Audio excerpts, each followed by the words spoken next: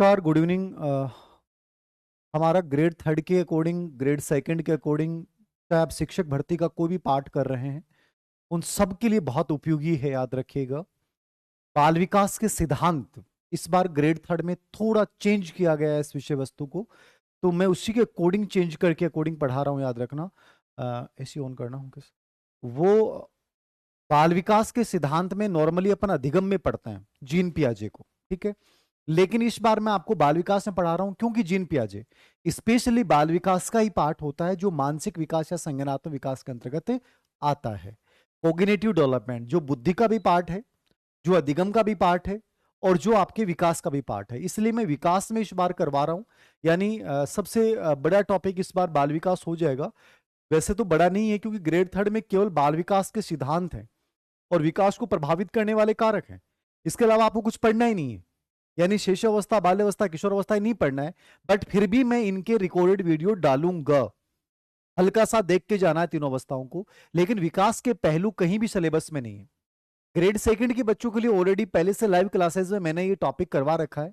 ये तो मैं दोबारा से उनको एक डबल फायदा दे रहा हूं कि दोबारा से वो लेना चाहें तो ले सकते हैं। बाकी ग्रेड सेकंड और ग्रेड फर्स्ट में लाइव कोर्सेज के माध्यम से दोबारा से इन वीडियो को सबको लाइव के माध्यम से अधिगम विकास सबको करवाया जा चुका है। याद रखना। तो देखिएगा, आज अपन पियाजे का सेकंड पार्ट पढ़ेंगे। इससे पहले वाले पार्ट में मैंने जीन पियाजे के जो कॉन्सेप्ट थे, चाहे वो स्कीमा था, चाहे वो एसिमिलेशन था, चाहे वो एकोमोडेशन था, चाहे वो इक्विलिब्रेशन था, इनको कंप्लीटली समझा दिया था। आज की क्लास में अपन जो चर्चा कर रहे हैं जीन पियाजे पे, वो स्पेशली जो चर्चा करेंगे वो इस पार्ट के ऊपर कर रहे हैं कि जीन पियाजे ने संज्ञानात्मक विकास सिद्धांत में विकास की 4 अवस्थाएं बताई थी। कितनी अवस्थाएं बताई थी? 4 अवस्थाएं। तो इसने संज्ञानात्मक विकास के अंतर्गत, संज्ञानात्मक विकास के अंतर्गत कितनी अवस्थाएं बताई हैं? 4 अवस्थाएं बताई हैं। ये जो 4 अवस्थाएं हैं, इनको हमें समझना है। कंप्लीटली पढ़ पाए तो बहुत बढ़िया बात है, कंप्लीटली नहीं पढ़ पाए तो जो चीजें मैं बताऊंगा आपको, जहां से बार बार प्रश्न पूछा जाता है, उनको अच्छे से देख लीजिएगा, ठीक है। सभी को नमस्ते। तो संज्ञानात्मक विकास की 4 अवस्थाएं हम पढ़ रहे हैं। आराम से रिलैक्स होकर बैठ जाएं और आराम से समझिएगा। संज्ञानात्मक विकास को जीन पियाजे ने 4 अवस्थाओं में डिवाइड किया है। पहला प्रश्न आपसे पूछेगा, जीन पियाजे ने संज्ञानात्मक विकास को कितनी अवस्थाओं में डिवाइड किया? आपका आंसर होगा 4 अवस्थाएं।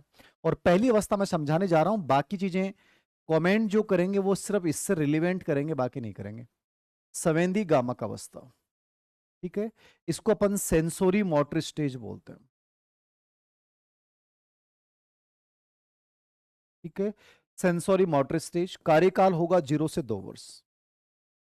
बेसिक प्रश्न यदि आपसे पूछेगा तो केवल वो ये पूछेगा कि संवेदी गामक अवस्था पहली अवस्था है। ये कहता है एक संज्ञानात्मक विकास निम्न से उच्चतर की ओर चलता है। यानी एक वर्ड यूज किया था इसने, गतिवर्धन। क्या शब्द यूज किया था? गतिवर्धन शब्द यूज किया था संज्ञानात्मक विकास के लिए। कौन सा शब्द यूज किया था? संज्ञानात्मक विकास के लिए गतिवर्धन शब्द का यूज किया था। एक एक चीज चाहे मेरे साथ नोट करते रहना, आप रजिस्टर लेके बैठ जाया करो, साथ साथ लिखते रहा करो, मैं आराम से बता रहा हूं। संज्ञानात्मक विकास की 4 अवस्थाओं में पहली अवस्था है सेंसोरी मोटर संवेदी गामक, कार्यकाल 0 से 2 वर्ष। और इसने कहा था कि संज्ञानात्मक विकास जो होता है गतिवर्धन होता है, मतलब निम्न से उच्चतर की ओर होता है। तो अपन संवेदी गामक अवस्था से औपचारिक संक्रियात्मक अवस्था की ओर चलेंगे, विशेषताओं को पढ़ेंगे। एक प्रकार से आप ये समझ सकते हैं कि शेषावस्था, बाल्यावस्था, किशोर अवस्था में बच्चा मानसिक क्रियाएं कौन कौन सी करता है, ये पूरा मानसिक विकास आपका यहां पे कंप्लीट हो जाएगा जीन पियाजे के साथ। सभी को नमस्ते। संवेदी गामक समझिएगा, इसको अपन ज्ञानात्मक क्रियात्मक अवस्था भी बोल सकते हैं। क्या बोल सकते हैं इसको अपन? ज्ञानात्मक क्रियात्मक अवस्था किसे कहा जाता है? तो आपको यही आंसर करना है। और इसके अलावा एक नाम और भी आता है, इंद्रिय गामक अवस्था, ठीक है। जो ज्ञानेंद्रिय है वही इंद्रिय है, याद रखना। तो ज्ञानेंद्रिय गामक बोल दो, इंद्रिय गामक बोल दो, ज्ञानात्मक क्रियात्मक अवस्था बोल दो, एक ही बात है। तीनों चीजें समझ लीजिएगा। पहली अवस्था का नाम क्या है? Sensory motor stage. कार्यकाल क्या है? 0 से 2 साल का बच्चा। अब आपको इजी वे में याद करने के लिए क्या करना है? 2 साल के बच्चे को अपने माइंड में लेके आना है कि गुरुजी 2 साल का बच्चा क्या क्या करता है। अब उस 2 साल का बच्चा जो जो मानसिक क्रियाएं करेगा वही संवेदी गामक अवस्था है, ये समझ लो आप। 2 साल का बच्चा जो जो मानसिक क्रियाएं करेगा यही संवेदी गामक है, सेंसोरी मोटर है। ये एक इजी वे में तैयार करने का एक तरीका है। इसको अपन ज्ञानात्मक और क्रियात्मक अवस्था भी बोलते हैं। किसको? संवेदी गामक अवस्था को। यहां तक कोई दिक्कत है? नहीं है, आराम से समझिएगा। ज्ञानात्मक क्रियात्मक अवस्था, या इसको आप इंद्रिय गामक अवस्था भी बोल सकते हैं। क्या बोल सकते हैं इसको? इंद्रिय गामक। जो संवेदना है वही इंद्रियां हैं, वही ज्ञानेंद्रियां हैं। आराम से रिलैक्स मूड में समझना। अब मैं इसकी विशेषता समझा रहा हूं। इस अवस्था में 2 या 3 विशेषताएं मैं पढ़ाऊंगा पूरा, लेकिन आपको जो मैं इंपॉर्टेंट बताऊं उन चीजों को देख लेना, हो जाएगा। टेंशन मत लेना, बर्डन मत लेना, ठीक है? आराम से। पहला प्रश्न, इस अवस्था में बच्चा संवेदना और शारीरिक क्रिया के माध्यम से सीखता है। किस अवस्था में बच्चा संवेदना और शारीरिक क्रिया के माध्यम से सीखता है? आप कह दोगे साहब 0 से 2 वर्ष में बच्चा संवेदना और शारीरिक क्रिया के माध्यम से सीखता है। अब कह दोगे गुरुजी संवेदना क्या है, सेंसेशन क्या है? संवेदना, सेंसेशन का मतलब है दृष्टि, ध्वनि, स्पर्श, गंध और स्वाद। संवेदना ज्ञान की पहली सीढ़ी है। बच्चे की शिक्षा का प्रारंभ संवेदना से माना जाता है। सबसे पहले जो आपको किसी चीज का एहसास करवाती है वो संवेदना करवाती है। तो बच्चा शुरुआत में जो सीखेगा वो संवेदना और शारीरिक क्रियाओं के माध्यम से सीखेगा। आपने टच किया किसी वस्तु को, उसने टच किया, उससे फील हुआ। तो संवेदना सीखने की पहली सीढ़ी है ये 0 से 2 वर्ष में।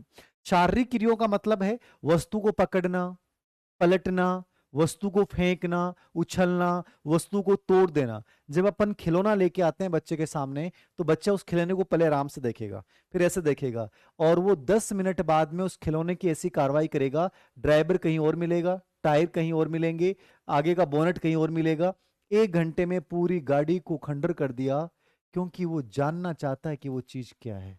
शारीरिक क्रियाओं से वो जानना चाहता है कि वो चीज क्या है। यानी बच्चा संवेदना और शारीरिक क्रिया के माध्यम से सीखता है। कहां पे? 0 से 2 वर्ष में।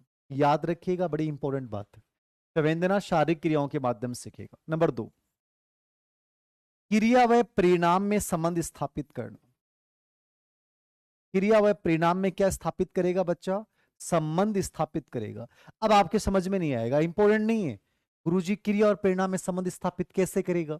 आप अपने बचपन को याद रखो, आप अपने बचपन को याद रखो, बच्चा कैसे क्रिया और परिणाम में संबंध स्थापित करता है। छोटा सा बच्चा है, और छोटा सा बच्चा खेल रहा है, और खेलते खेलते बच्चे ने क्या देखा कि एक गिलास पड़ा था। अब जैसे उसने गिलास को उठाया, गिलास को देखा, उसने देखा नई चीज है, वो तो एक बार ऐसे देखेगा, एक बार ऐसे देखेगा, और उसे फेंकेगा। फेंकते ही गिलास टूट गया। टूटते ही बच्चे के समझ में आ गया, बेटा गड़बड़ तो कर दी तुमने। अब वो बच्चा क्या करेगा? गिलास टूटने के बाद इस पोजीशन को चेंज करेगा और जाके चुपचाप खेलना शुरू कर देगा। मतलब ऐसा एहसास करवाएगा कि भाई मैं तो जानता ही नहीं गिलास किसने तोड़ा है। यानी वो समझ गया कि बेटा क्रिया गलत हो गई, परिणाम नेगेटिव आने वाला है, मम्मी आएगी और 2-4 डबूस लगाएगी अच्छे वाले। तो बेटर ये है कि अपनी सिचुएशन को संभाल लो। क्रिया व परिणाम में संबंध स्थापित करना। यही गिलास स्टील का होता, फेंकता और जोर जोर से खुश होता, मजा आ गया, ताली बजाता। लेकिन गिलास, कांच का गिलास टूटते ही बच्चा समझ गया बेटा मम्मा कार्रवाई करेगी, और पोजीशन चेंज या रोना शुरू कर दिया। ये सब उसका माइंड, मतलब उसकी मानसिक क्रियाएं हैं। ये इस बात को व्यक्त करता है कि बच्चा कितना एक्टिव है। और मान लीजिए गिलास तोड़ दिया, और गिलास तोड़ने के बाद दांत निकाल रहा है, हंस रहा है, इको मतलब यो समझ जा जो कि टाबर डफोड़ संख है वो। उस टाबर से ज्यादा उम्मीद मत करियो, मम्मी आओगी कुट्टेगी की तो गिलास तोड़ दियो, ऊपर से दांत और निकाल रहे। और वो बच्चे ने पोजीशन चेंज की या रोना शुरू कर दिया, माहौल अपना अपने बचाव के लिए। तो इसका मतलब बच्चा माइंडली एक्टिव है। समझ रहे हैं आप? तो क्रिया और परिणाम में संबंध स्थापित करेगा। ओके, हो गया। संवेदना शारीरिक क्रिया के माध्यम से सीखना, क्रिया और परिणाम में संबंध स्थापित करना, 2 चीजें होगी। तीसरी चीज, व्यवहारिक बुद्धि का अभाव। प्रैक्टिकल इंटेलिजेंस नहीं होती बच्चे में, ठीक है ना? व्यवहारिक बुद्धि का अभाव, प्रैक्टिकल नहीं होता। अपन कई बार कहते हैं लाइफ में प्रैक्टिकल बनना चाहिए। तो प्रैक्टिकल, प्रैक्टिकल मतलब आप कई बार वर्ड बोला, यार तुम प्रैक्टिकल क्यों नहीं हो? प्रैक्टिकल में समझ रहे हो कि तुम्हारी जो भी अजीज है, जीएफ बीएफ जो भी है, उसने तुम्हें कहा कि देख परीक्षा का टाइम है, और इसमें प्लीज डिस्टर्ब मत किया करो यार, फालतू में क्यों मैसेज करते हो। वो कहेगा रह नहीं सकता, सोच ही नहीं सकता, पढ़ाई में मन नहीं लगता है, अजीब स्थितियां हो रही हैं। और वो दलील दे रही है प्लीज यार प्रैक्टिकल बन जाओ, जिंदगी दोनों की बन जाएगी। वरना तू ये जो अभी बातें कर रहा है ना, सपनों में ये नींद नहीं आती, मन नहीं लगता, ये सब टूट जाएगा बेटा। तू भी बेरोजगार, मैं भी बेरोजगार, घर वाले दोनों कहीं और पैरा ना देंगे, और बस यादों के साथ जिंदगी गुजारेंगे। प्रैक्टिकल बन जाए यार, थोड़ा बहुत तो प्रैक्टिकल बन। फिर आपके थोड़ी बहुत समझ आएगी तो क्या पता प्रैक्टिकल बन जाओ, बाकी मुश्किल है। प्रैक्टिकल बना नहीं जाता यार, ऐसी बातों में प्रैक्टिकल कैसे बना जाए? मुश्किल होता है ना ये बातें। मैं भी कई बार बोलता हूँ, अरे प्रैक्टिकल बन जाओ भैया, कुछ नहीं है इन चीज़ों में, पढ़ाई बहुत इंपॉर्टेंट है। लेकिन आप कहते हो सर आप क्या जानो ये दर्द क्या होता है। तो प्रैक्टिकल लाइफ में बनना चाहिए। प्रैक्टिकल जितना होगा उतना सुखी रहेगा इंसान, वरना दुखी हो जाएगा। ठीक है। तो व्यवहारिक बुद्धि का अभाव, प्रैक्टिकल नहीं होता है, वो उसको बातें समझ में नहीं आती, वो जिद करता है, हर बात के ऊपर क्या करता है, जिद करता है। वह आत्म केंद्रित होता है। ठीक है। आत्म केंद्रित का मतलब, एक तो आत्म केंद्रित अलग भाव बताया इसने, यहां आत्म केंद्रित का मतलब इसने लिया था स्वार्थी। वैसे तो ईगोसेंट्रिज्म एक अहम भाव बताया इसने, ईगो आत्म केंद्रित भाव वो अलग बताया इसने। यहां आत्म केंद्रित को इसने स्वार्थी के संदर्भ में यूज किया कि बच्चा सेल्फिश होता है, मतलब आत्म मतलब अपने बारे में सोचता है, शौक के बारे में सोचता है, खुद के बारे में सोचता है। ये उसकी बड़ी प्रॉब्लम होती है। तो इनमें से कोई भी प्रश्न एग्जाम में आने वाला नहीं, बट एक प्रश्न याद रखना, संवेदना और शारीरिक क्रियाओं के माध्यम से बच्चा कहां सीखता है, बाकी चाहे छोड़ देना, क्रिया परिणाम नहीं पूछा गया, व्यवहारिक बुद्धि वाला नहीं पूछा गया। यह जरूर आया हुआ है कि बच्चा अपने बारे में सोचता है, सब के बारे में सोचता है, ठीक है ना, स्वार्थी होता है, सेल्फिश होता है। ये पियाजे अकॉर्डिंग कहां होता है, 0 से 2 वर्ष में होता है। कहां होता है, 0 से 2 वर्ष में।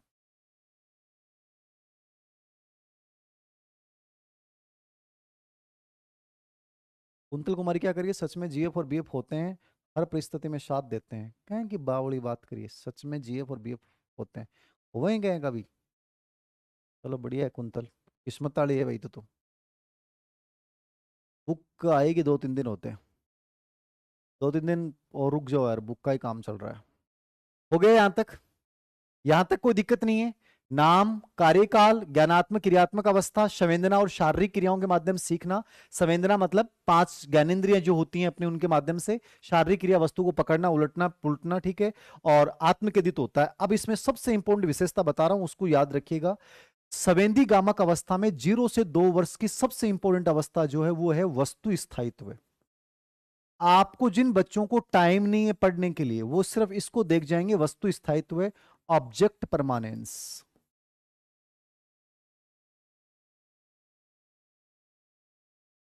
ऑब्जेक्ट परमानेंस, वस्तु स्थायित्व, ये सबसे इंपॉर्टेंट विशेषता है। आपको यदि इस अवस्था की एक विशेषता याद करनी, गुरुजी हमें एक बता दो जो हमें पढ़ के जानी है, तो ऑब्जेक्ट परमानेंस पढ़ के जाओगे, वस्तु स्थायित्व। बच्चा क्या होता है कि 18 माह से, ये जो प्रवृत्ति आती है ना बच्चे में, 18 से 24 माह में आती है वस्तु स्थायित्व। याद रखना बहुत इंपॉर्टेंट। वस्तु स्थायित्व कैसे इंपॉर्टेंट है? 18 माह से पहले बच्चा होता है, छोटा सा बच्चा होता है। अब बच्चा कोई भी होता है, वो फोन लेता है, जैसे मान लीजिए फोन ले लिया उसने, ठीक है, ये मान लीजिए फोन ले लिया, ठीक है। अब बच्चे ने जैसे फोन लिया, तो बच्चा तो वही करेगा, फोन को देखेगा, ऐसे देखेगा, ऐसे देखेगा, ऐसे देखेगा, 2-3 बार देखेगा फोन को, और देखने के बाद वो क्या करेगा, उसको भिड़ा के फेंक देगा। आप भाग के जाओगे, अरे बेटा नंदू क्या कर रहा है? कुछ नहीं, देखा ना, फोन दिखाना। वो देख बेटा चिड़िया ले गई। वो ऊपर देखता है, बड़ी चिड़िया उड़ती हुई दिखती है, कहता अरे यार बहुत जल्दी लेके गई रे। जब भी वो इंपॉर्टेंट चीज लेता है बेचारा, बेटा देखना दिखाना, वो देखो कौवा ले गया, कबूतर ले गया, चिड़िया ले गई, बिल्ली ले गई। और वो बेचारा बच्चा ये सोचता है कि रियल में बड़े ये चिड़िया कबूतर अपने पीछे पड़े, जब भी कोई इंपॉर्टेंट चीज लेता हूं ये बड़े भाग ले जाते हैं। बच्चा मान लेता है, यकीन कर लेता है। लेकिन वो बच्चा जब 18 से 24 माह के बीच में आएगा, और आप कहोगे बेटा इधर देखा ना, देख देख वो चिड़िया ले गई, तो आप कहोगे ना चिड़िया ले गई, तो चिड़िया की तरफ नहीं देखेगा, वो आपकी शक्ल की तरफ देखेगा। यार पापा रहने दो यार, शर्म नहीं आती थोड़ी बहुत, तो बेवकूफ बना रहे हो। और वो उस वस्तु को आपके अगल बगल में, आपके पीछे देखने का प्रयास और ढूंढने का प्रयास करेगा। इसको अपन बोलते हैं ऑब्जेक्ट परमानेंस, वस्तु स्थायित्व की प्रवृत्ति। यानी वो वस्तु वही है, वो गायब नहीं हुई है। ये 18 से 24 माह में डेवलप होगी, याद रखना। कहाँ होगी ये? 24 से 18 से 24 माह में, ठीक है। इस पे इसने एक अध्ययन किया था, ब्लैंकेट एंड बाल स्टडी। इस पे इसने अध्ययन किया था ब्लैंकेट एंड बाल स्टडी, ठीक है ना। एक कंबल का बेबी के ऊपर एक अध्ययन किया था, ब्लैंकेट एंड बाल स्टडी। पूछ ले तो आया नहीं है। ब्लैंकेट एंड बाल स्टडी का संबंध किस विशेषता से है? तो आप याद रखना, वस्तु स्थायित्व की प्रवृत्ति से इसका संबंध है। समझ में आ गया? ऑब्जेक्ट परमानेंस, बच्चा ये समझता है कि वस्तु उसके सामने से गायब होने पर भी वो गायब नहीं हुई है, वो वस्तु वही है। ये ऑब्जेक्ट परमानेंस होता है। याद रखना, ये 1824 माह में होता है। ब्लैंकेट एंड बाल स्टडी इस पे प्रयोग किया गया था।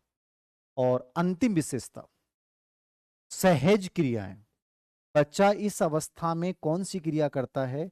सहज क्रिया, रिफ्लेक्स एक्टिविटीज। तो रिफ्लेक्स एक्टिविटीज बच्चा कहां करेगा? सहज क्रिया बच्चा कहां करेगा? ये संवेदी गामक अवस्था में करेगा सहज क्रियाएं। सहज क्रियाएं क्या होती हैं? हंसना, रोना, चूसना, काटना, निगलना, ये सब रिफ्लेक्स एक्टिविटीज होती हैं। तो ये बच्चा 0 से 2 वर्ष में सहज क्रियाएं करेगा। तो देखो, जिन बच्चों के पास टाइम कम है, जिनको कम याद होता है, वो इसका कार्यकाल 0 से 2 वर्ष। संवेदना शारीरिक क्रियाओं के माध्यम से सीखना, वस्तु स्थायित्व की प्रवृत्ति, बच्चा यहाँ अपने बारे में सोचता, मतलब सेल्फिश होता है। और सहज क्रियाएं, रिफ्लेक्स एक्टिविटीज, ये याद रखना। और जिन बच्चों को और बहुत डिटेल में जानना है, वो यहाँ एक चीज और देख सकते हैं कि इसने इन सहज क्रियाओं के आधार पे इसके 6 उप अवस्था बताई थी। क्या बताई थी? 6 उप अवस्था। किसकी बताई है 6 उप अवस्था? संवेदी गामक अवस्था की 6 उप अवस्थाएं जीन पियाजे ने सहज क्रियाओं के आधार पर वर्गीकृत किया था। कोई इंपॉर्टेंट नहीं है, सिर्फ नाम देख के जाओ तो देख जाना। इसने 6 उप अवस्थाएं बताई थी। पहली है सहज प्रतिवर्त क्रिया। सहज प्रतिवर्त क्रिया 0 से 30 दिन, मतलब इसने रिफ्लेक्स एक्टिविटीज सहज क्रियाओं के आधार पे संवेदी गामक अवस्था के 6 उपभाग बताए हैं। याद करो तो कर लेना, छोड़ो तो छोड़ देना। सहज प्रतिवर्त क्रिया मतलब 30 दिन में बच्चा एक क्रिया करेगा, और वो है चूसना। चूस है बच्चों, अरे चूसना आदत तो था ना, अभी भी होगी। ये चूसना जो है ना, ये चूसने की जो आदत होती है ना, ये बच्चा पहली सहज क्रिया होती है। और ये बच्चे में कहाँ होती है? 0 से 30 दिन। सर वो उम्र भी अच्छी होती है, निश्चित रूप से वो उम्र बहुत अच्छी होती है, सबसे बेस्ट उम्र होती है। और उससे बढ़िया कोई हो ही नहीं सकती। तो बच्चा क्या करेगा यहाँ पे? चूसेगा। समझ में आ गया चूसना? तो बच्चा चूसेगा। क्या चूसेगा? तो चूसना मतलब कोई भी चीज चूस सकता है, कोई भी चीज चूस सकता है, ठीक है ना। स्पेशली क्या चूसता है? अंगूठा और मम्मी का स्तनपान, ये 2 क्रियाएं स्पेशली करेगा। फिर होता है प्रमुख वर्तीय प्रतिवर्त क्रिया। इनके नाम देखो तो देख लेना, बाकी कोई इतना इंपॉर्टेंट नहीं है। प्रमुख वर्तीय प्रतिवर्त क्रिया, वर्तीय को मतलब वो है सर्कुलर। वर्तीय मतलब क्या होता है? सर्कुलर। और प्रतिवर्त का मतलब रिफ्लेक्स, ठीक है ना। प्रतिवर्त का मतलब क्या होता है? Reflex activities. रिफ्लेक्स एक्टिविटीज क्या होता है? प्रतिवर्त क्रिया। पहली में सहज प्रतिवर्त क्रिया यानी चूसना करेगा 0 से 30 दिन में। प्रमुख वर्तीय प्रतिवर्त क्रिया ये 1 से 4 माह में बच्चा करता है। यहां वर्तीय का मतलब होता है दोहराना। वर्तीय का मतलब क्या है? दोहराना। जो सहज क्रियाएं हैं उनको बार बार रिपीट करेगा। वो चाहे हंसना है, वो रोना है, चाहे वो चूसना है, इन क्रियाओं को बार बार दोहराना। तो प्रमुख प्रतिवर्त क्रियाओं को क्या करता है बच्चा? बार बार रिपीट करता है 1 से 4 माह में। सिर्फ नाम नाम देखना। फिर तीसरी है गौण प्रतिवर्त क्रिया। गौण प्रतिवर्त क्रिया ये 4 से 8 माह में होती है। यहां पे बच्चा याद रखना, कोई सहज क्रिया नहीं करेगा। गौण प्रतिवर्त का मतलब क्या है? कोई सहज क्रिया नहीं करेगा। यहां पे बच्चा सहज क्रियाएं नहीं करता है। यहां पे बच्चा वस्तुओं को उलटना, उलटना, छेड़ना, छूना, फेंकना, यानी उसकी सहज क्रियाएं क्या हो जाएंगी? गौण हो जाएंगी। तो प्रतिवर्त क्रियाएं गौण कब होती हैं? 4 से 8 माह में। यहां वो क्या करता है? वस्तु को पकड़ता है, फेंकता है, ठीक है ना। ये सब क्रियाएं करना शुरू कर देगा गौण प्रतिवर्त क्रिया 4 से 8 माह में। यहां तक कोई दिक्कत है? सर थर्ड ग्रेड की सभी सब्जेक्ट की क्लास नहीं आती, सबकी आ जाएगी। हिस्ट्री वाले सर की तबीयत खराब थी इसलिए नहीं आ रही थी, वो एक दो दिन से शुरू हो जाएंगी क्लास। कंप्यूटर आईसीटी के जो सर हैं उनकी क्लास संडे तक अवेलेबल हो जाएंगी कंप्यूटर आईसीटी की। और शैक्षिक परिदृश्य में मैंने आरटी 2009 करवा दिया है, बस थोड़ा सा किताब में लगा हुआ हूँ इसलिए थोड़ा सा व्यस्त था।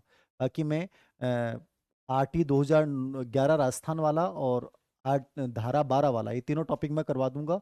और बाकी जो 4 टॉपिक हैं वो एक अपने एजुकेशन डिपार्टमेंट के एडिशनल सुप्रिटेंडेंट हैं, बहुत अच्छा करवाएंगे वो आपको, उससे बाहर कुछ नहीं आएगा। वो करवाएंगे, जो भी करवाएंगे टॉपिक अपन बेटर करवाएंगे राजस्थान जीके में, याद रखना। आपको प्रॉब्लम नहीं आएगी, थोड़ी सी देरी जरूर हो रही है उसमें, मैं चाहूंगा कि आप पेशेंट बनाए रखें, सब बढ़िया होगा। पीडीएफ का डाल देंगे, पीडीएफ डाल रहे हैं पूजा जी।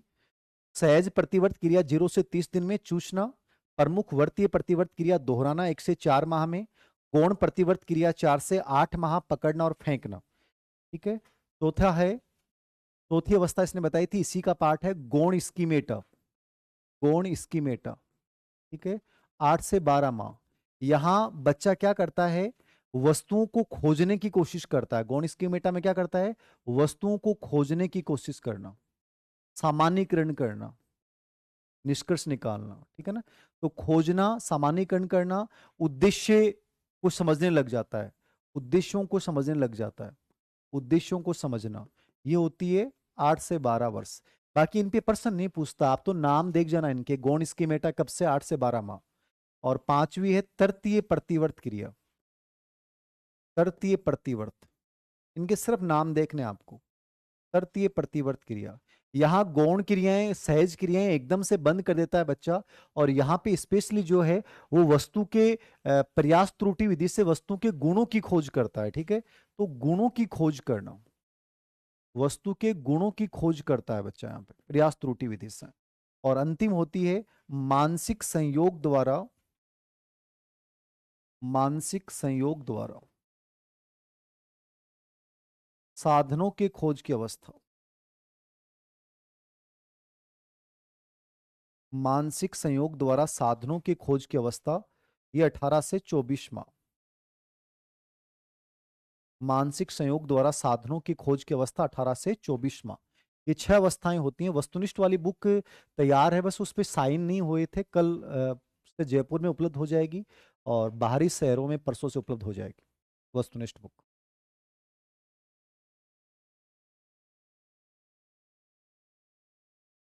देखो पीडीएफ प्रिंट के ऑप्शन की प्रॉब्लम ये है कि उसमें बच्चे ग्रुप्स में शेयर कर देते हैं, तो जिन्होंने कोर्स लिया उनको क्या फायदा हुआ जब वो सभी के पास नोट्स पहुंच गए, इसलिए उसमें हम प्रिंट का आउट का ऑप्शन देते नहीं है। प्रॉब्लम ये है, और कोई प्रॉब्लम नहीं। गौण स्कीमेटा 8 से 12 माह, खोजने, सामान्यीकरण, उद्देश्यों को समझना, तृतीय प्रतिवर्त क्रिया, गुणों की खोज करना, मानसिक संयोग द्वारा साधनों की खोज की अवस्था 18 से 24 माह। यहाँ जो होता है बच्चा, वस्तु स्थायित्व की प्रवृत्ति बच्चे में यहाँ पे होती है। अब देखो शॉर्ट एंड स्वीट ये समझ लो, संवेदी गामक अवस्था 18 से 24 माह में है। और यहाँ पे यानी 0 से 2 वर्ष है। और इसको अपन 6 उप अवस्थाओं में बांटते हैं सहज क्रियाओं के आधार पे, जिसमें सहज प्रतिवर्त क्रिया चूसेगा, फिर प्रमुख वर्तीय प्रतिवर्त क्रिया सहज क्रियाओं को बार बार रिपीट करेगा 1 से 4 माह, फिर गौण प्रतिवर्त क्रिया यहाँ वस्तु को पकड़ना, फेंकना, छूना शुरू कर देगा, फिर गौण स्कीमेटा यहाँ उद्देश्य साधन में अंतर, सामान्यीकरण करना, वस्तुओं को खोजना, और फिर तृतीय प्रतिवर्त क्रिया 8 से 12 माह। ये 8 से 12 माह होगी, 12 से 18 माह, और ये 18 से 24 माह। ठीक है। यहाँ मानसिक संयोग द्वारा साधनों की अवस्था में जो है वो बच्चा वस्तु स्थायित्व है। ये पहली संवेदी गामक अवस्था है, इसमें वस्तु स्थायित्व है और संवेदना, शारीरिक क्रिया और सहज क्रिया, ये 3 बिंदु याद रखना, बाकी छोड़ देना। सेकंड जो अवस्था है उसका नाम है प्राक संप्रत्याक, पूर्व संक्रियात्मक अवस्था। इसका नाम है पूर्व संक्रियात्मक अवस्था, परी ऑपरेशनल स्टेज, पूर्व संक्रियात्मक अवस्था, परी ऑपरेशनल स्टेज।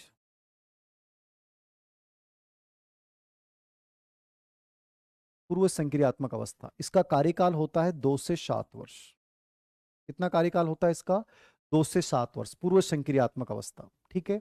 पूर्व संक्रियात्मक अवस्था को इसने 2 भागों में डिवाइड किया है। एक प्राक संप्रत्यात्मक, बहुत इंपॉर्टेंट है, ग्रेड थर्ड के बच्चे याद रखिएगा, उनके लिए बहुत इंपॉर्टेंट है। प्राक संप्रत्यात्मक, प्री कॉन्सेप्चुअल, प्री कॉन्सेप्चुअल, और एक इसने डिवाइड किया है अंतः प्रज्ञात्मक। अंतः प्रज्ञात्मक इंट्यूटिव।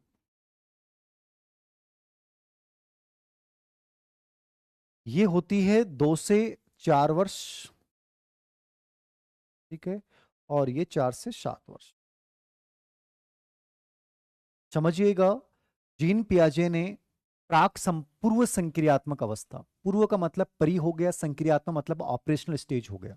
कार्यकाल क्या याद रखना है, 2 से 7 वर्ष। पूर्व संक्रियात्मक अवस्था को जीन पियाजे ने 2 भागों में डिवाइड किया है। कितने भागों में डिवाइड किया है, 2 भागों में। प्राक संप्रत्यात्मक, प्री कॉन्सेप्चुअल। प्री कॉन्सेप्चुअल का कार्यकाल इसने क्या बताया है, 2 से 4 वर्ष। याद रखना, मोस्ट इंपॉर्टेंट है। अब आपको इसके अकॉर्डिंग पढ़ के जाना पड़ेगा, बाकी सीधे प्रश्न पूछेगा तो ये दोनों इसी के पार्ट हैं, इसी की विशेषता है। अंतः प्रज्ञात्मक, इंट्यूटिव, INTUITIV, ठीक है, ये कार्यकाल होगा 4 से 7 वर्ष। अंतः प्रज्ञात्मक मतलब होता है सहज चिंतन करना, जादुई चिंतन करना। और प्राक संप्रत्यात्मक, प्री कॉन्सेप्चुअल।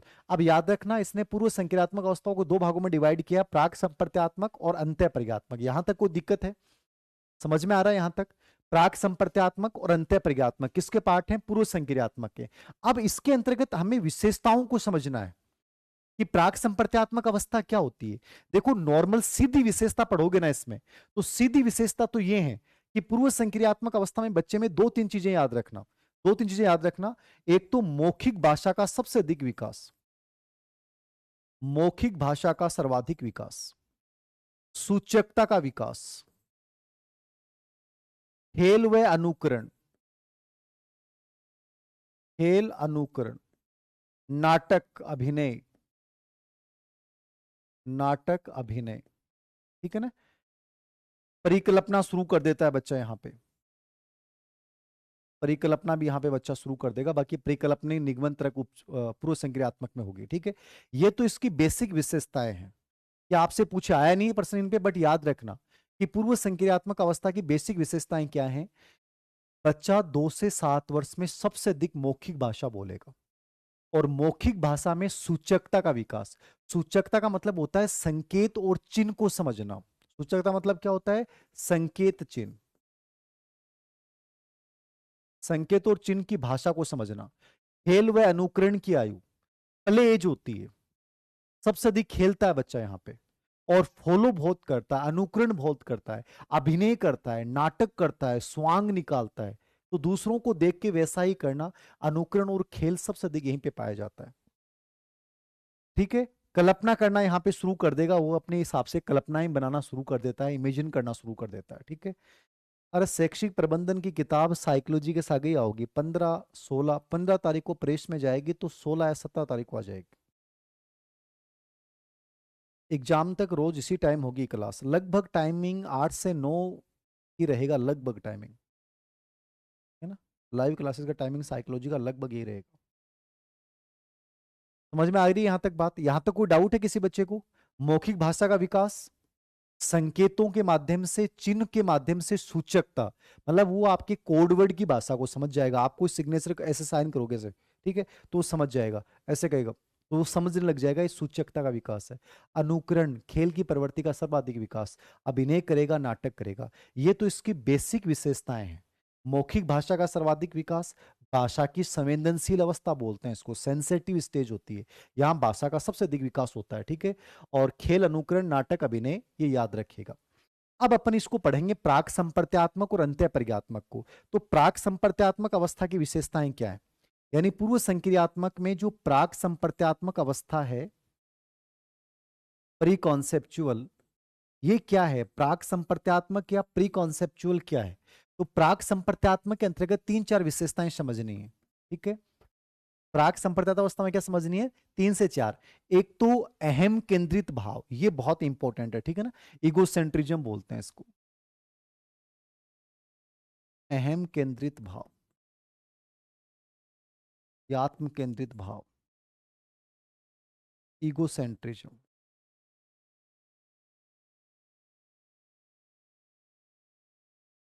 इगोसेंट्रिज्म, अहम केंद्रित भाव या इगोसेंट्रिज्म, ये पहली विशेषता है, इसको समझना। जब बच्चा 2 से 4 वर्ष में होता है तो ये मानता है कि जो जिस चीज को मैंने समझा है, मैंने जाना है, वही चीज वैसे ही है। मतलब मैंने जिस चीज को देख लिया ना, वो वैसी ही है। आप कहोगे बेटा वो चीज वैसे नहीं है, तो जिद करेगा नहीं, वो चीज वैसे ही है। जैसे इसके अंतर्गत एक बालिका पे इसने 3 पर्वत दिखाए। क्या दिखाए इसने? 3 पर्वत दिखाए। और जब 3 पर्वत दिखाए तो उन तीनों पर्वतों को, आपसे एक प्रश्न पूछ लेता, आरपीसी ग्रेड फर्स्ट में आया है, 3 माउंटेन प्रॉब्लम क्या है? 3 माउंटेन प्रॉब्लम का संबंध क्या है? तो 3 माउंटेन प्रॉब्लम ईगोसेंट्रिज्म भाव से संबंधित है। यानी एक बच्ची को 3 पर्वत दिखाए गए, उस बच्चे ने कहा कि एक पर्वत मुझे ऐसा लग रहा है, ये पर्वत पे मुझे ऐसा लग रहा है, इस पर्वत पे मुझे एक मनुष्य खड़ा लग रहा है। पियाजे ने कहा ऐसा नहीं है, खुद की बेटी को दिखाया, बट उस बेटी ने मानने से इनकार कर दिया। उसने कहा मैंने जो देखा वही सत्य है, आप जो कह रहे हो वो सही नहीं है। ये है ईगोसेंट्रिज्म भाव। यानी कि मैं अपने दृष्टिकोण को सही समझता हूं, बाकी मुझे तुम्हारे दृष्टिकोण से कोई मतलब नहीं है। ये अहम केंद्रित भाव है। तो याद रखना, 3 पर्वत की समस्या पे इस पे प्रयोग किया गया। ये नोट लगा के लिख लेना। 3 पर्वत की समस्या अर्थ क्या होता है? स्वयं के दृष्टिकोण, स्वयं के दृष्टिकोण को सही समझना। स्वयं के दृष्टिकोण को क्या समझना? सही समझना, सही समझना। स्वयं के दृष्टिकोण को सही समझना, ये अहम केंद्रित भाव है, इगोसेंट्रिज्म भाव है।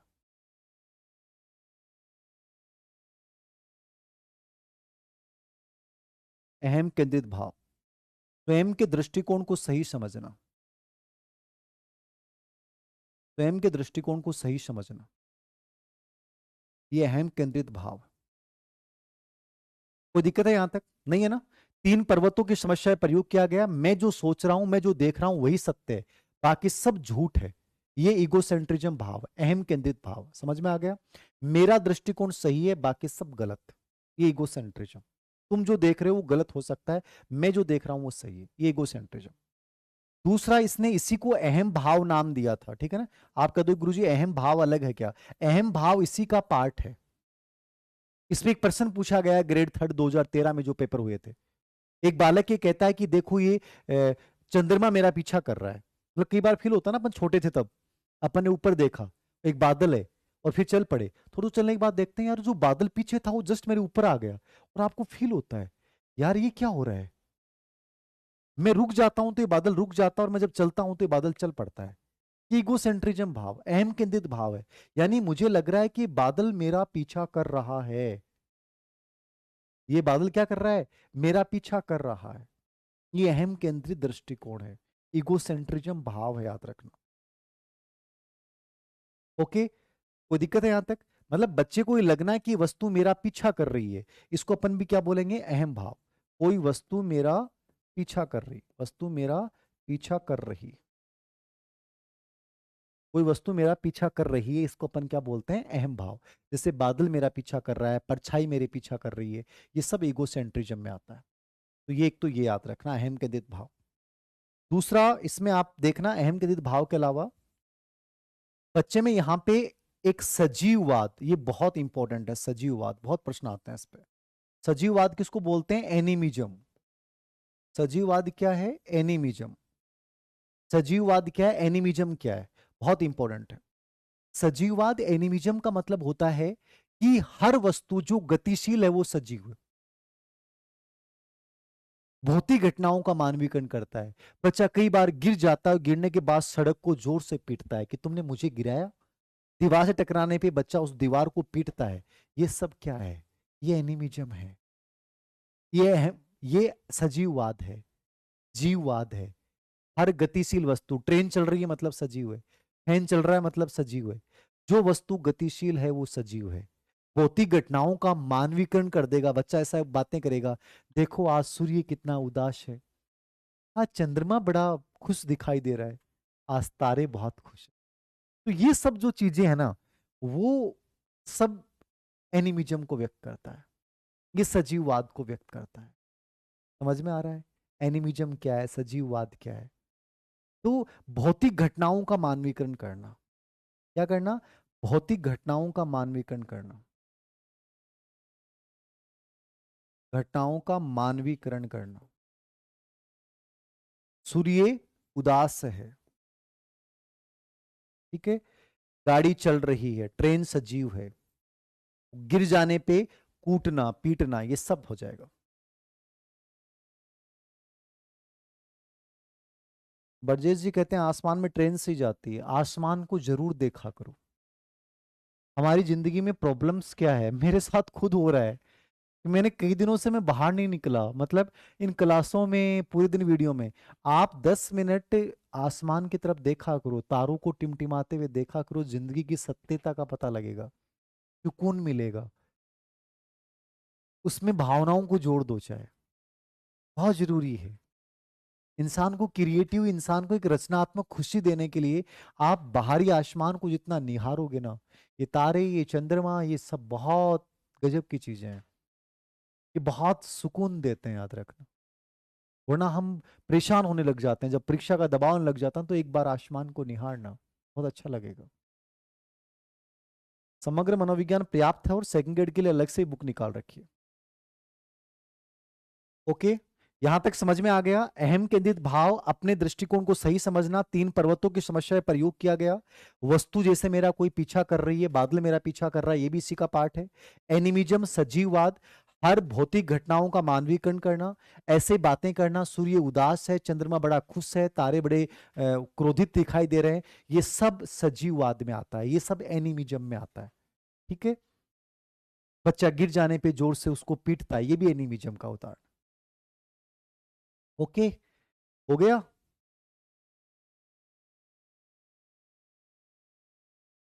सूर्य हंस रहा है, it is a animism. Animism है, सूर्य हंस रहा है, सूर्य रो रहा है तो भी एनिमिज्म है। भौतिक घटनाएं जितनी भी है ना, उन सबको मानवीकरण कर देना, सब एनिमिज्म। ओके, और खुश रहा करो। इन तारों को, टूटते हुए तारों को देख के खुश हो जाना कि जिंदगी यही है। जितनी खुशी के साथ पल जी लेंगे ना, वही अपना है। बाकी ये दुनिया गंदी है, ये याद रखो। मस्त रहा करो। दुनिया धोखेबाज, दगाबाज, झूठी सब है इसमें। इस कलयुग में आप देखोगे हर आदमी झूठ है, दगाबाज है। इसलिए ये जो आसमान है ना, यही सत्य है। मुझे तो लगता है कि ये, इसके अलावा सब चीजें झूठ है। इस आसमान के अलावा सब चीजें झूठ है, ये सच है। और बहुत अच्छा लगेगा जब कभी ऐसा लगे ना कि कुछ अच्छा नहीं लग रहा, उसकी शरण में जाइएगा, बहुत अच्छा फील होगा। अहम गणित भाव, सजीवाद, ये देख लेना ना, इंपॉर्टेंट है। उसके बाद इसी में केंद्रीकरण की प्रवृत्ति। केंद्रीकरण की प्रवृत्ति, इसमें भी बहुत प्रश्न आते हैं। केंद्रीकरण की प्रवृत्ति क्या है, केंद्रीकरण क्या है। ये केंद्रीकरण की प्रवृत्ति भी पूर्व संक्रियात्मक अवस्था, वैसे 2 से 7 वर्ष में पूरे में ही पाई जाती है। 2 से 7 वर्ष की विशेषता है कि बच्चा वस्तु के एक पक्ष पे ध्यान देता है। क्या देता है, एक पक्ष पे ध्यान देना। बच्चा वस्तु के एक पक्ष पे ध्यान देता है, ये केंद्रीकरण है। एक ही पक्ष को चुनता है, वो एक ही पक्ष पे फोकस करता है, ये सेंट्रलाइजेशन है, ये केंद्रीकरण है। जैसे इसने एक प्रयोग किया 9 गोलियों का,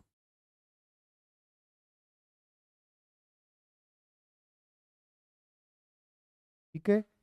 फिर एक गोलियां इसने ऐसे की, उसने बच्चे से कहा बेटा इनमें कौन सी गोलियां ज्यादा हैं। तो बच्चा क्या कहेगा, ये गोलियां ज्यादा हैं, जबकि है 9 ही। ये भी 9 है, ये भी 9 है। लेकिन बच्चे ने किसको चुना, बच्चे ने इन गोलियों को चुना, क्योंकि वो वस्तु के एक पक्ष पे ध्यान देता है। तो आपसे पूछ ले कि 9 गोलियों का प्रयोग, 9 गोलियों का जो प्रयोग था वो किस पे किया गया था, याद रखना, वो केंद्रीकरण की प्रवृत्ति पे किया गया। एक उदाहरण और भी आता है कि अपन बच्चे के सामने 2 गिलास लेके जाते हैं, इसमें भी जूस है, इसमें भी जूस है, दोनों में बराबर है। आप बच्चे के सामने लेके जाओगे बेटा ये जूस ले लो, तो वो कहेगा मैं ये गिलास लूंगा। आप कहोगे बेटा इसमें बराबर है, वो कहेगा नहीं आप ये भैया को दे दो, मैं तो ये लूंगा। लड़ाई हो जाएगी थी, गिलास दोनों समान लेवल के नहीं है तो। पहले लड़ाई बहुत होया करती, और वो अच्छा था। अरे बचपन में बच्चा लड़ेगा, भूलेगा, प्रतिस्पर्धा होगी, पहले संसाधन नहीं थे इसलिए लड़ाई थी। आजकल माँ बाप हर चीज बराबर ला के देते हैं, उससे बच्चों में कंपटीशन खत्म हो रहा है। इसलिए हमारा जो टाइम था ना वो बहुत अच्छा था, कुल मिला के बेटर था। लड़ लेते थे, छोटी छोटी चीजों से खुश हो जाते थे, ठीक है ना, कि मम्मा ने मुझे ये गिलास दे दिया, इसी बात पे खुश हो गया बच्चा। आज के बच्चे को खुश ही नहीं होता है, पीने नहीं चाहता है, क्यों दिया, अच्छे गिलास में ला दो, उससे मोह भंग हो रहा है। ये बचपन है।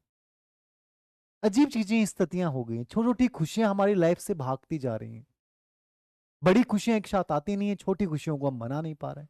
बच्चों के साथ भी ये हो रहा है, बड़ों के साथ भी ये हो रहा है। और ये रीजन है कि हमारी जिंदगी में डिप्रेशन, तनाव, निराशा, ये सब आ रहा है।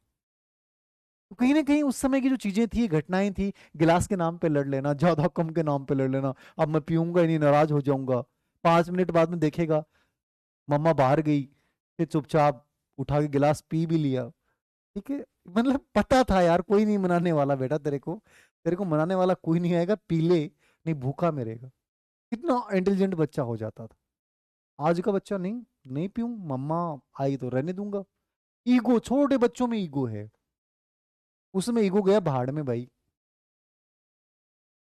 10 मिनट नाटक करेगा, फिर माहौल देख लेगा कि बेटा दूध हाथ से जाएगा, बकरी का है ना, भेड़ का भी है, किसी का भी है, ऊंटनी का भी है, पी जाओ, नाटक नहीं करना।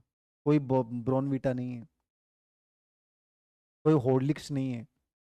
ब्रोनविटा और हॉर्लिक्स उस समय जो होते थे ना, वो मम्मा के चपाड़ होते थे गड़िया वाले। नाटक किया तो ऐसा ब्रोनविटा मिलेगा, दाल लाल हो जाएगा, और दूध बिना मीठे के भी ऐसा लगेगा, वाह क्या गजब का दूध पिलाया।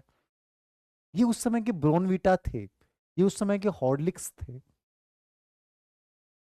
लेकिन वो अच्छा था।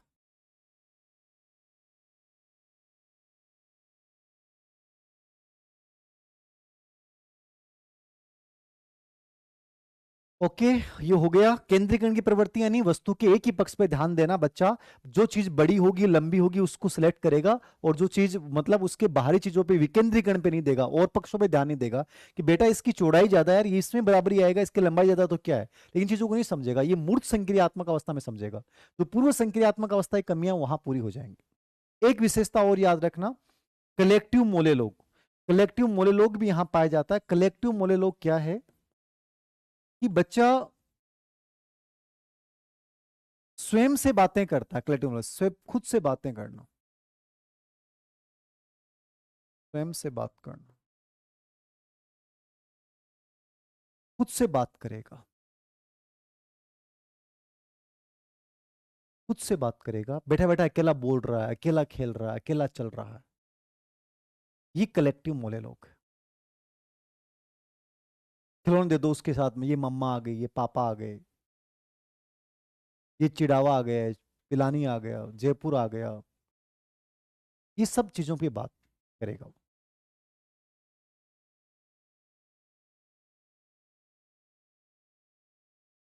आज की थीम चुनो तो मुकेश वो चुनना, उसकी गाय के ऊपर चुनना। अभी गाय की एक मैंने फोटो देखी थी, एक महिला इस गाय से लिपटी पड़ी थी, दर्दनाक तस्वीर थी। वो तस्वीर मिल जाए तो उसको लगा ना आज 5 मिनट बोलने की इच्छा है।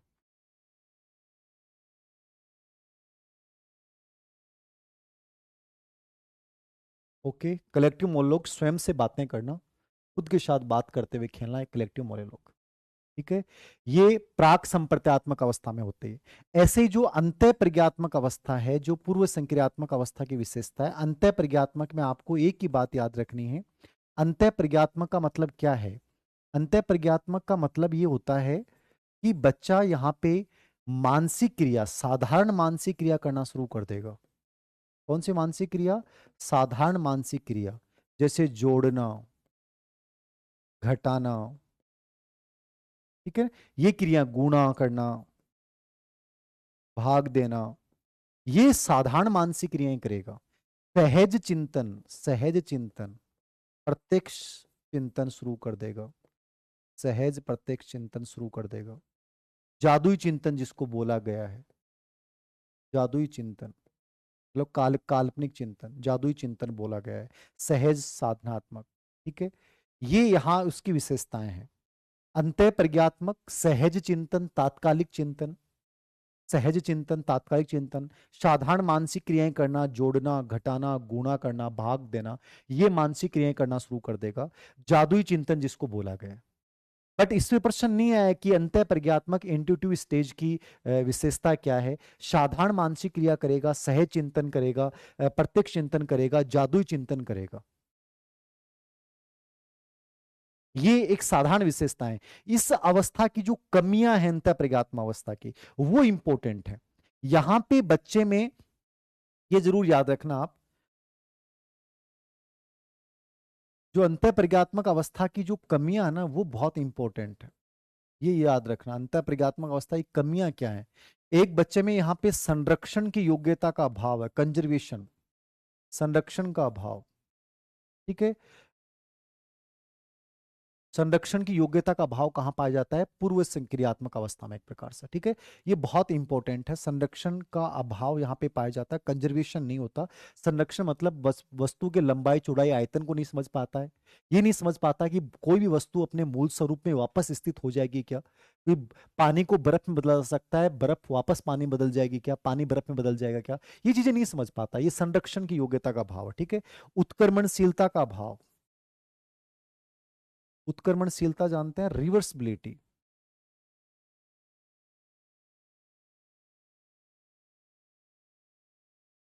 रिवर्सिबिलिटी, उत्क्रमणशीलता का अभाव पाया जाता है, रिवर्स नहीं कर पाता है।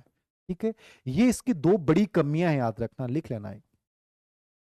ठीक है ना, इसको अनपलटन का दोष भी बोलते हैं, ग्रेड 3 में आया हुआ है अनपलटन का दोष। ये दोनों विशेषताएं इंपॉर्टेंट हैं कि किस अवस्था में बच्चे में संरक्षण की योग्यता नहीं पाई जाती, किस अवस्था में बच्चे में अनपलटन का दोष पाया जाता है, मतलब वो पलट नहीं पाता है, वो चीजें नहीं समझ पाता कि 500 पैसे को 5 रुपए में बदला जा सकता है। आप कहोगे बेटा 5 रुपए में कितने पैसों में बदला जा सकता है, तो नहीं बदल पाएगा, रिवर्स नहीं कर पाना। उत्क्रमणशीलता ये है, विपरीतीकरण का भाव, विपरीतीकरण नहीं कर पाना, उत्क्रमण नहीं कर पाना, पलटन नहीं कर पाना। कि जैसे कह देगा आपके घर से बेटा स्कूल कितनी दूर है, तो कह देगा 10 किलोमीटर है। अच्छा, स्कूल से आपका घर कितनी दूर है, ये तो मुझे नहीं पता। तो रिवर्स नहीं जा पाना, उत्क्रमण नहीं कर पाना। संरक्षण मतलब वस्तु के इस बात को नहीं समझ पाना कि कोई भी वस्तु जो है उसके बाहरी स्वरूप में बदलाव होने पर उसके आंतरिक गुणों में बदलाव नहीं होता, ये संरक्षण की योग्यता है, ये इनमें अभाव पाया जाता है। तो ये संरक्षण का अभाव है, उत्क्रमणशीलता का अभाव और अनपलटन का दोष है। ये तीनों इंपॉर्टेंट प्रश्न है, याद रखना ये तीनों। हाँ, अपलटावी चिंतन कह सकते हैं सुरेश जी, अपलटावी चिंतन कह सकते हैं, एकदम सही है, अपलटावी चिंतन कह सकते हैं।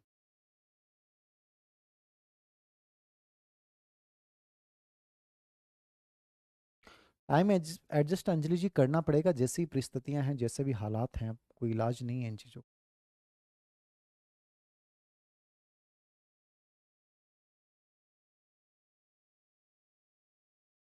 ओके, ये आपकी दूसरी अवस्था पूरी होगी। तीसरी अवस्था और चौथी अवस्था में ज्यादा जोड़ नहीं आएगा, आप डायरेक्ट पढ़ें इनमें। ये अवस्थाएं ऐसी हैं, मूर्त संक्रियात्मक अवस्था और औपचारिक संक्रियात्मक, इनकी एक भी विशेषता ऐसी नहीं है जो एग्जाम में नहीं आई। मूर्त संक्रियात्मक, कॉन्क्रीट, कॉन्क्रीट ऑपरेशनल स्टेज।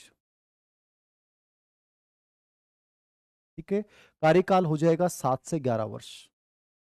इसको अपन ठोस संक्रियात्मक अवस्था भी बोल सकते हैं, ठोस संक्रियात्मक अवस्था।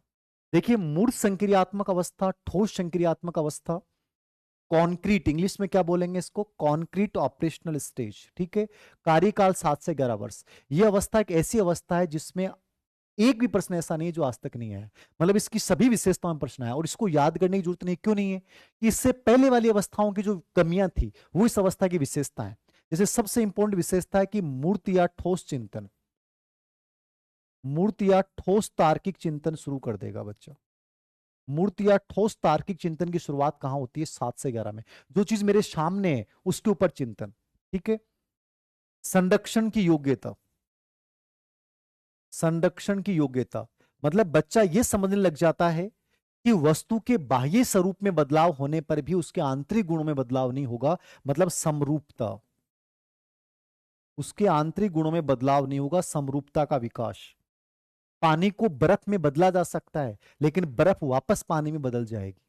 उसके मूल गुण जो भौतिक गुण है उसमें चेंज नहीं होगा। ये संरक्षण की योग्यता है। वस्तु की लंबाई, चौड़ाई, आयतन, क्षेत्रफल का ज्ञान। वस्तु की लंबाई, आयतन, चौड़ाई, ठीक है, क्षेत्रफल, ठीक है, दिशा, ये सब का विकास बच्चे में हो जाएगा कंजर्वेशन की योग्यता में, संरक्षण की योग्यता में। समझ में आ रहा है? कंजर्वेशन क्या है, संरक्षण की योग्यता क्या है? लंबाई, चौड़ाई, आयतन, क्षेत्रफल, दिशाओं का ज्ञान, ठीक है, ये संरक्षण की योग्यता है। समरूपता भी इसको बोल सकते हैं। क्या बोल सकते हैं? समरूपता, की वस्तु अपने मौलिक स्वरूप में वापस आ जाती है। विकेंद्रीकरण, वहां हमने पढ़ा था इससे पहले वाली अवस्था में केंद्रीकरण, यहां बच्चा विकेंद्रीकरण। विकेंद्रीकरण मतलब वस्तु के दूसरे पक्ष पे भी ध्यान देना, ठीक है ना, वस्तु के दूसरे पक्ष पे भी ध्यान देना कि इसकी लंबाई ज्यादा तो इसकी चौड़ाई ज्यादा है, ये समझने लग जाएगा विकेंद्रीकरण है। ये सब विशेषताएं। अहम भाव को छोड़ देगा बच्चा, इसको छोड़ देगा, अहम भाव को छोड़ देगा, इगोसेंट्रिज्म को छोड़ देगा, याद रखना, अहम भाव को छोड़ देना। ग्रुपिंग करना, वस्तु समूहन, वस्तु समूहन करना, वस्तु बंधन करना, ठीक है, वर्ग समूहन, वर्ग बंधन, ये दोनों विशेषताएं। ग्रुप बना देगा, विशेषताओं के आधार पे ये ग्रुप ऐसा है, ये ग्रुप ऐसा है, ठीक है। वर्गीकरण करना, वर्गीकरण करना, तुलना करना, संबंध स्थापित करना, ये सब विशेषताएं, ये सब मोस्ट इंपॉर्टेंट है, लिख लें इनको, आराम से लिख लें एक चीज को। मतलब जो पहले की विशेषताओं की कमियां थी वो मूर्त संक्रियात्मक हो जाएगी, इसकी सभी विशेषताएं एग्जाम में आ गई। सबसे अधिक ठोस या मूर्त चिंतन, जो चीज मेरे सामने धीरे सर मुझे दिखाई दे रहे हैं, मैं उनको देखकर कुछ सोच रहा हूं, ये मूर्त या ठोस चिंतन है, ठीक है। नंबर 2, संरक्षण, कंजर्वेशन। संरक्षण का मतलब होता है कि वस्तु के बाह्य स्वरूप में बदलाव होने पर उसके आंतरिक गुणों में बदलाव नहीं होता है। पानी को बर्फ में बदल दिया, बर्फ वापस पानी में बदल जाएगी, ये संरक्षण की योग्यता है। वस्तु की लंबाई, चौड़ाई, क्षेत्रफल, आयतन, दिशाओं का ज्ञान, यह भी संरक्षण की योग्यता में आता है। वस्तुओं के समूह बना देगा, वर्गीकरण कर देगा, तुलना कर देगा, विकेंद्रीकरण डेवलप हो जाएगा, पलटन, वहां हमने अनपलटन पढ़ा था, यहां पे पलटन आ जाएगा, याद रखना, ठीक है ना, पलटन कर देगा। उत्क्रमणशीलता यहां पाई जाएगी, वस्तुओं को पलट सकता है। विपरीतीकरण कर देगा, पलटने विपरीतीकरण बोल दें, इसको विचारों को विलोम्यता बोल दो चाहे, ये लिख लिया ना। संरक्षण योग्यता, समरूपता, लंबाई, आयतन, चौड़ाई, क्षेत्रफल, दिशा ज्ञान, वस्तु समूहन, वर्ग बंधन बनाना, अहम भाव को छोड़ देना, ईगोसेंट्रिज्म यानी वो दूसरों के दृष्टिकोण को समझना प्रारंभ कर देगा, विकेंद्रीकरण डेवलप हो जाएगा, वस्तुओं की तुलना करना, संबंध करना, ठीक है। पलटन के गुण का विकास, पलटन का मतलब क्या है, रिवर्सिबिलिटी क्या होता है, उत्क्रमणशीलता, ठीक है, उत्क्रमणशीलता।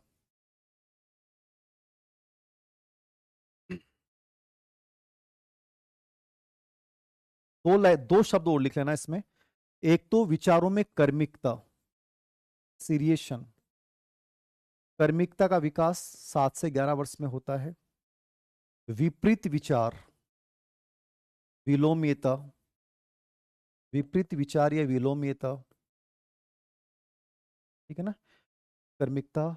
विचारों में जटिलता, विचारों में जटिलता आ जाती है, कॉम्प्लेक्स हो जाता है विचार, विचार कर्मिक हो जाएंगे। विपरीत विचार या विचारों में विलोम्यता उल्टा कर देगा, विचारों में कॉम्प्लेक्सिटी, जटिल आ जाती है, ठीक है।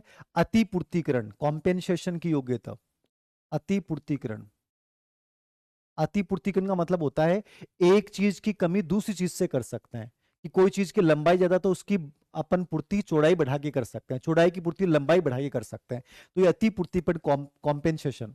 और इसे क्षेत्रीज डेक्कल आयु कहा जाता है, क्षेत्रीज डेक्कल आयु भी कहा जाता है किसको, 7 से 11 वर्ष को। ये सब विशेषताएं, इसके अलावा कुछ नहीं आएगा, जो मैंने बोर्ड पे लिखा इससे एग्जाम में प्रश्न आएगा। मूर्त या ठोस चिंतन, विचारों में कर्मिकता, जटिलता, बहु विपरीत विचार, वस्तु को पहचानना, वर्गीकरण करना, संबंध स्थापित करना, मूर्त या ठोस तार्किक चिंतन, आत्म केंद्रीकरण को छोड़ देना, वेविंग ऑफ इगोसेंट्रिज्म, दूसरों के दृष्टिकोण को महत्व देना, दिशाओं का ज्ञान, संरक्षण की समझ, विकेंद्रीकरण का प्रारंभ होना, ठीक है, ये सब विशेषताएं।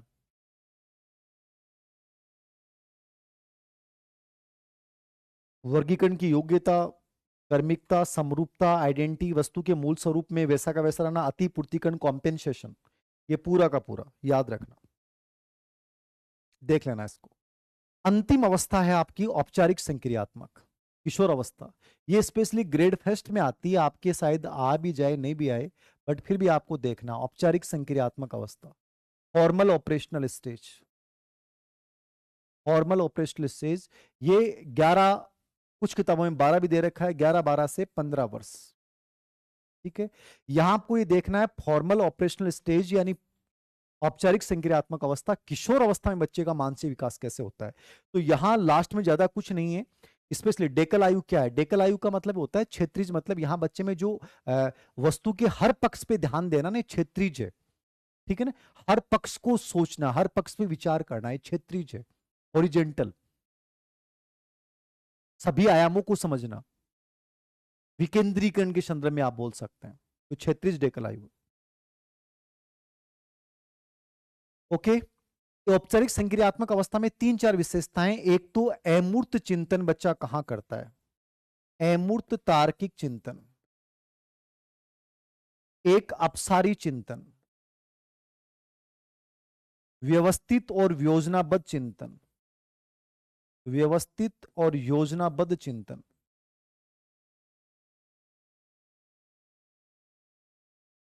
निगमन तार्किक योग्यता, नियम से उदाहरण की ओर। आगमन भी यहां पे डेवलप हो जाएगा, याद रखना, निगमन आगमन दोनों हो जाएंगे। परिकाल्पनिक निगमन तार्किक योग्यता, ये बहुत बार आ चुका है, परिकाल्पनिक निगमन तार्किक योग्यता। निगमन तार्किक योग्यता, निर्णय करने की शक्ति, डिसीजन पावर, विश्लेषण और संश्लेषण दोनों, विश्लेषण और संश्लेषण दोनों यहां पे डेवलप हो जाएंगे। भाषा, संप्रेषण, सामान्यीकरण, अधिगम स्थानांतरण, ट्रांसफर ऑफ लर्निंग करने की योग्यता, निष्कर्ष निकालना, निर्णय करना, निष्कर्ष निकालना, निष्कर्ष निकालना, ये सब योग्यताएं यहां डेवलप होती हैं। स्पेशली यहां पे आपको मैं बता दूं, स्पेशली मैं आपको यहां पे बता दूं, ये पिंकू क्या रो रही है भाई रे, पिंकू मत रो ये बावली, पिंकू बात करें, बोल। ये समझना, अमूर्त चिंतन तार्किक चिंतन कहां पे डेवलप होता है, किशोर अवस्था में। अमूर्त का मतलब है जो चीज मुझे दिखाई नहीं दे रही है, जो सामने नहीं, उसके भी पीछे के पक्ष को समझ लिया। जैसे पिंकू के दर्द को मैंने समझ लिया कि पिंकू की आंखों में आंसू हैं, और मैं इमेजिन करने लग गया कि पिंकू के क्या क्या हुआ होगा, इतनी ये दर्द में है, तो मैं उसके बारे में सोच रहा हूं, ये अमूर्त चिंतन है। जो चीज मेरे सामने नहीं है उसके बारे में मैंने सोचना शुरू कर दिया, तार्किक चिंतन शुरू कर देता है, आगमन और निगमन चिंतन शुरू कर देता है, दोनों आगमन और निगमन। परिकाल्पनिक निगमन तार्किक योग्यता, ये बहुत इंपॉर्टेंट है। परिकाल्पनिक निगमन तार्किक योग्यता, संभावना से वास्तविकता की ओर जाना, संभावना से वास्तविकता। इस पे एक प्रयोग किया था, पेंडुलम, पेंडुलम की समस्या पे प्रयोग किया गया था। पेंडुलम को लटकाया गया, फिर तेज गति से छोड़ा गया, तो पेंडुलम की समस्या पे प्रयोग। संभावनाओं से वास्तविकताओं की ओर जाना, संभावना होती है परिकल्पना, निगमन मतलब वास्तविकता की ओर जाना। डिसीजन पावर, निर्णय करना, निष्कर्ष निकालना, सीखे गए ज्ञान का दूसरी जगह प्रयोग करना, अधिगम स्थानांतरण। भाषा और संप्रेषणशीलता का विकास, विश्लेषण और संश्लेषण की योग्यता का विकास, ये सब बच्चे में कहां होता है, किशोर अवस्था में, बहुत इंपॉर्टेंट है। इसमें स्पेशली अमूर्त, ठीक है ना, तार्किक चिंतन, अपसारी चिंतन, व्यवस्थित और योजना। अपसारी का मतलब होता है हर पक्ष पर ध्यान देना, divergent thinking, out of box चिंतन। व्यवस्थित योजनाबद्ध चिंतन, निगमन आगमन, निर्णय करना, परिकाल्पनिक निगमन तार्किक योग्यता, संभावनाओं से वास्तविकता की ओर जाना, पेंडुलम की समस्या में प्रयोग किया गया। विश्लेषण संश्लेषण, विश्लेषण विभाजित करना, संश्लेषण एकीकृत करना। संप्रेषण का योग्यता, कम्युनिकेशन बहुत गजब का हो जाता है। समस्या समाधान की योग्यता, रचनात्मकता की योग्यता, समस्या समाधान और रचनात्मकता भी लिख सकते हैं। समस्या समाधान, समस्या समाधान की योग्यता इस समय बच्चे में आ जाएगी। मौलिकता और रचनात्मकता, मौलिकता अपने खुद के तरीके ढूंढ लेगा, मौलिकता रचनात्मकता। और एक शब्द और आता है परिस्थापनात्मक सोच, परिपोजिशनल थॉट, बिना किसी का सहारा लिए खुद तार्किक मूल्यांकन करना, ये परिपोजिशनल थॉट होती है, परिस्थापनात्मक सोच।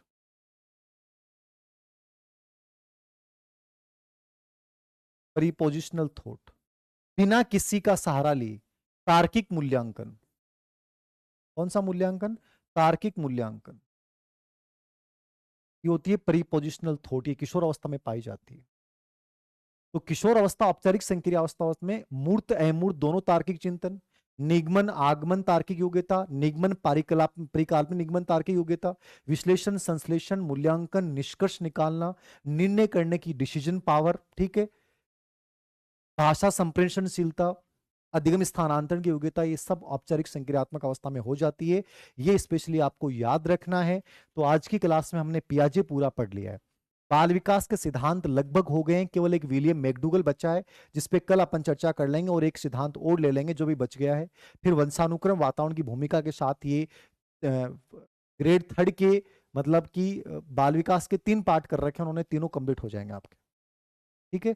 बाकी शेष अवस्था, बाल्य अवस्था, किशोर अवस्था में रिकॉर्डेड के रूप में डालूंगा क्योंकि वो सीधे सिलेबस में नहीं है, लेकिन फिर भी आप पढ़ना चाहो तो उनको पढ़ सकते हैं, ठीक है। Thank you.